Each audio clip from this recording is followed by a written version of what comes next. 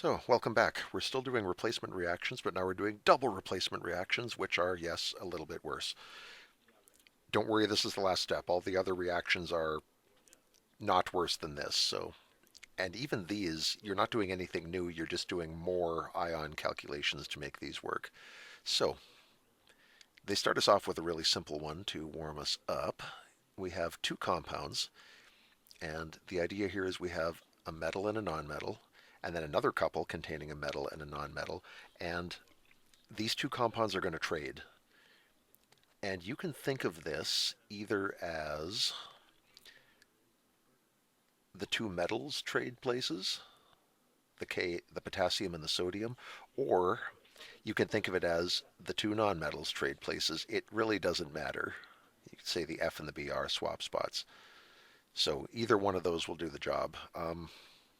I don't even know which one I do. I guess I think of it as swapping metals, but it matters so little that you can use whichever way you like. So the new combinations we're going to have now, if the K goes over here, we're going to end up with K with Br, and we have to do ion math here, so we'll get back to this in a minute. And we're going to get Na with F. Remember, we have a rule where we always try to put our positive ion, meaning our metal, first and our nonmetal after that. So every time I repair one of these, I'm switching the order kind of on the fly. So I have metal, nonmetal, metal, nonmetal. Always try to do that. Now, when we go to do our charges, wonderful things happen. Potassium is +1, bromine is -1, sodium is +1, fluorine is -1. So all of these are going to pair up very easily. We get, for our products, KBr and NAF. And that's it. Now, the math isn't going to stay this nice. I think our luck's going to run out there very quickly. Well, number two is also very nice in that it starts to go worse. So enjoy these while they last. And yeah, let's grind out a few more. Calcium oxide. So if our calcium and our magnesium trade places, what will that give us? We'll get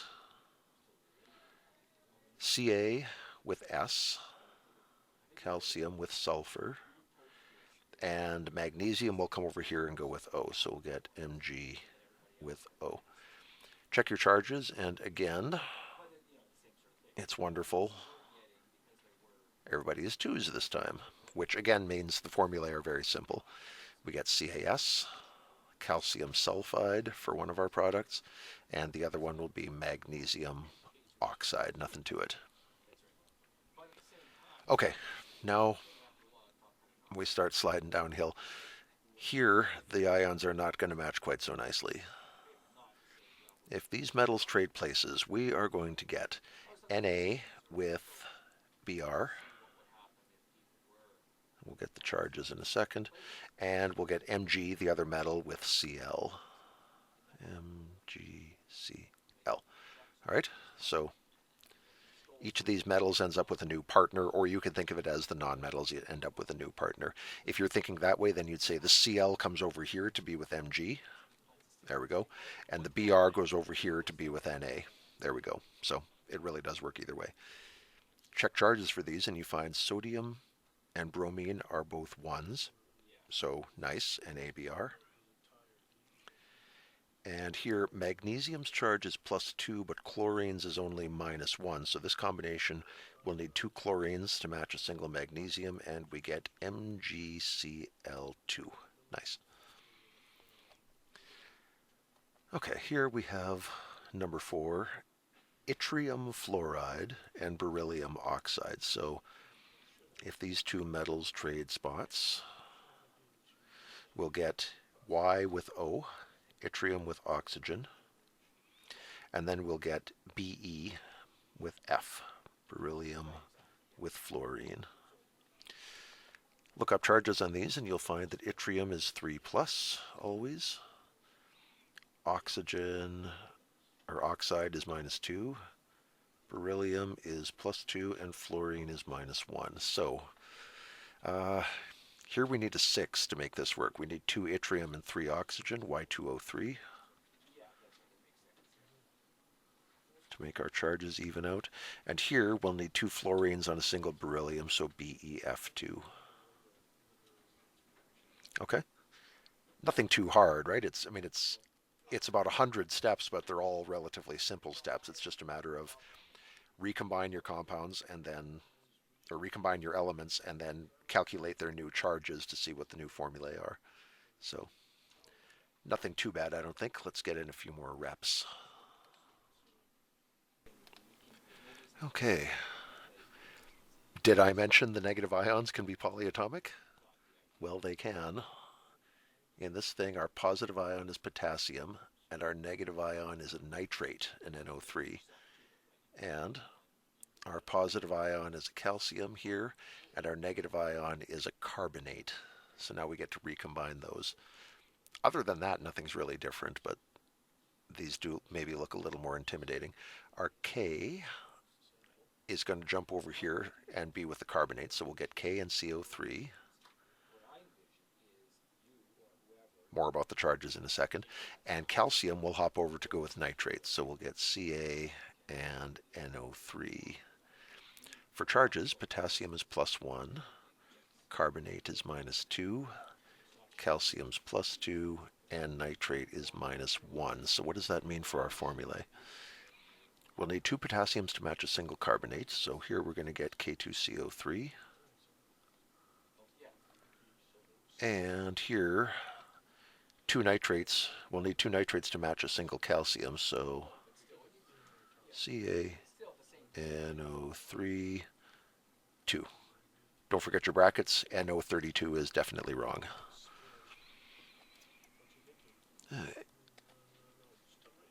What next? More polyatomics. Ag3PO4. This is silver, a metal.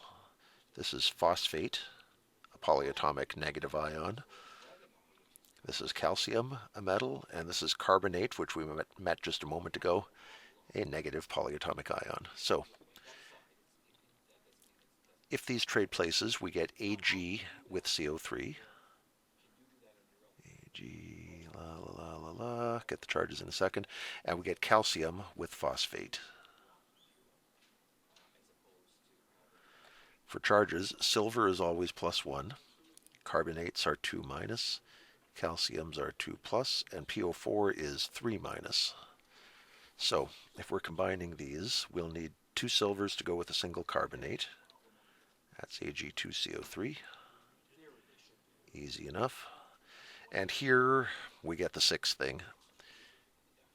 To make +6, we'll need 3 calcium. That's Ca3. And to get -6, we'll need 2 phosphates. We must bracket that, of course, so we get PO4, 2.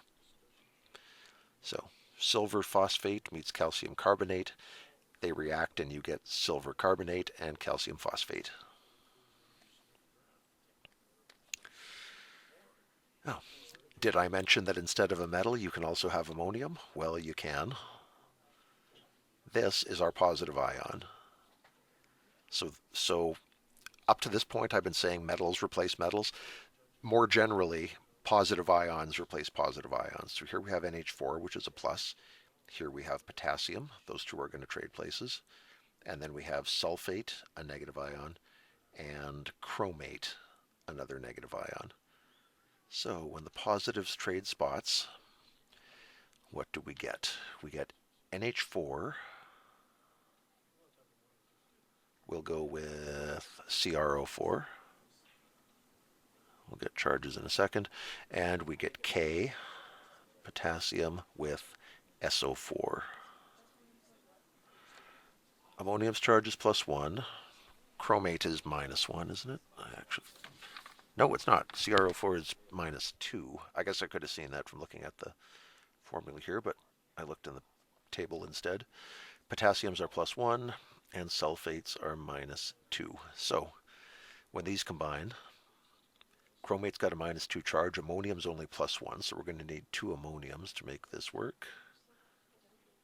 NH4, 2, CrO4. No need for brackets on this one because there's only a single one of it. And for the potassium sulfate, sulfates are -2, potassium is only +1, so we'll need 2 potassiums to match this. K2SO4.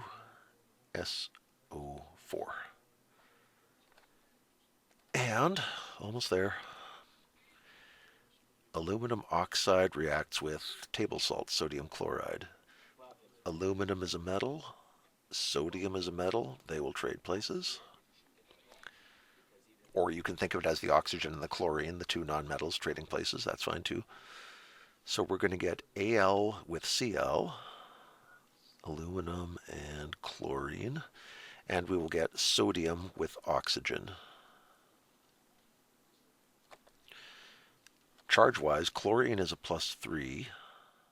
I'm sorry, aluminum is a +3, chlorine is a -1. Sodium is a +1 and oxygen is a -2. So when we combine these, we'll need 3 chlorines to match a single oxygen, AlCl3. And here we'll need 2 sodiums to match a single oxygen, so Na2O. So aluminum oxide reacts with sodium chloride to produce aluminum chloride and sodium oxide.